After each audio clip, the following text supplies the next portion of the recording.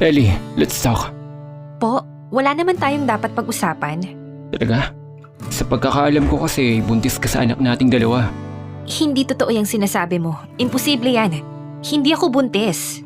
Huwag na tayo maglukuhan, Ellie. How can you explain this? Saan mo nakuha to? Paano mo nalaman na buntis ako? Hindi naman na kailangan.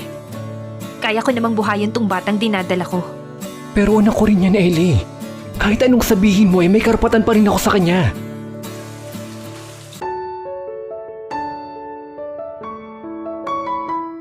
Ate, pwede po ba akong maglaro sa labas? Ang dami nila ron tapos mukha pa silang masaya. Ethan, alam mo naman na bawal kang magpagod, diba? Dumito ka na lang sa loob ng bahay. May mga laruan ka naman dyan eh. Pero gusto ko pong maglaro sa labas, ate.